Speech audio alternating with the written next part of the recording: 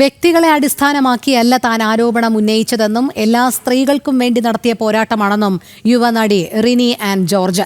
ഇത്രയേറെ പ്രശ്നങ്ങൾ ഉണ്ടാക്കിയതിൽ ദുഃഖമുണ്ടെന്ന് ആരോപണ വിധേയന്റെ പേര് വെളിപ്പെടുത്താതെ നടി പറഞ്ഞു. തന്റെ ഭാഗത്താണ് ശരിയെങ്കിൽ അത് കാലം തെളിയിക്കുമെന്നും അവർ മാധ്യമങ്ങളോട് പറഞ്ഞു. കൂടുതൽ വിവരങ്ങളുമായി ജിജീഷ് കരുണാകരൻ ചേരുന്നു. ജിജീഷ്, ഈ വിഷയത്തിൽ റിനി പുലർത്തുന്ന ഒരു നിലപാട് എന്താണ്? അവസാന നിമിഷം വരെയും അവർ പേര് പറയാൻ തയ്യാറായിട്ടില്ല. പക്ഷേ കാര്യങ്ങളെല്ലാം കൃത്യമായി തന്നെ മാധ്യമങ്ങളോട് പങ്കുവയ്ക്കുന്നുണ്ടല്ലേ?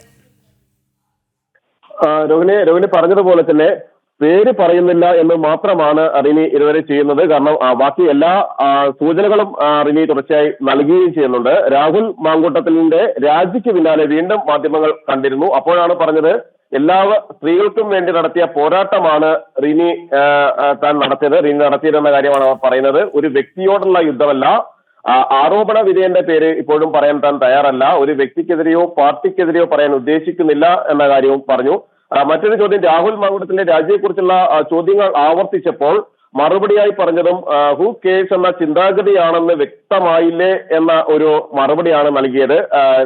ഇതുമായി ബന്ധപ്പെട്ട് രാഹുൽ മാങ്കൂട്ടം തനിക്കെതിരായ ആരോപണങ്ങൾ മുഴുവൻ നിഷേധിക്കുകയും എന്നാൽ താൻ രാജി പ്രഖ്യാപിക്കുകയാണ് എന്നും ഇതിന്റെ പേരിൽ പാർട്ടി പ്രവർത്തകർ പ്രതിരോധത്തിലാകാതിരിക്കാൻ വേണ്ടി മറുപടി നൽകേണ്ട സാഹചര്യം ഒഴിവാക്കാൻ വേണ്ടി തന്റെ രാജി എന്ന കാര്യമായിരുന്നു രാഹുൽ മാങ്കൂട്ടം പറയുന്നത്. ഇതിനെക്കുറിച്ചുള്ള ചോദ്യങ്ങൾക്ക് ഉത്തരമായാണ് ഒരിക്കൽ കൂടി താൻ പേര് പറയാൻ തയ്യാറല്ല എന്ന് പറഞ്ഞുകൊണ്ട് ഹു കേഴ്സ് എന്ന ചിന്താഗതിയാണെന്ന് വ്യക്തമായില്ലേ എന്ന് മറു ചോദ്യമായി റിനി ചോദിക്കുകയും ചെയ്തത്. അതിനെ കൃത്യമായി തന്നെ ഇക്കാര്യത്തിൽ നിലപാട് ആവർത്തിക്കുകയാണ്.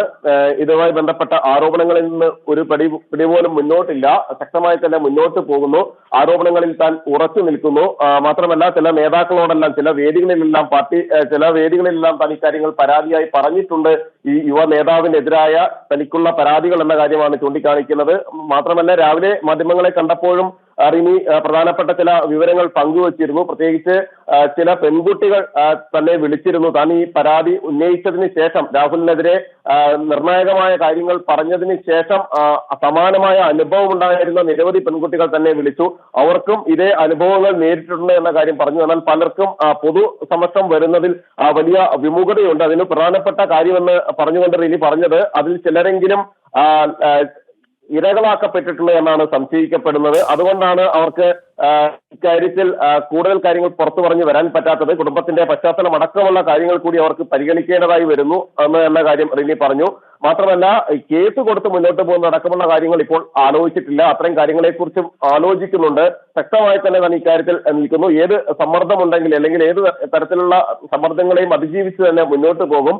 ഏതെങ്കിലും രാഷ്ട്രീയ വ്യക്തി താല്പര്യങ്ങൾക്ക് വേണ്ടിയല്ല തന്റെ ഈ ഒരു കാര്യങ്ങൾ തുറന്നു പറയുന്നത്. മുഴുവൻ സ്ത്രീകൾക്കും വേണ്ടിയാണ് എന്ന കാര്യം റിനി രാവിലെയും പറഞ്ഞിരുന്നു. ഇപ്പോൾ പറയുമ്പോഴും റിനി അത് തന്നെയാണ് വ്യക്തമാക്കിയത്. ഇത് മുഴുവൻ സ്ത്രീകളുടെയും ഒരു വിജയമാണ്, പോരാട്ടമാണ്. താൻ എല്ലാ സ്ത്രീകൾക്കും വേണ്ടി നടത്തിയ ഒരു പോരാട്ടമാണ് എന്നാണ് റിനി പറയുന്നത്.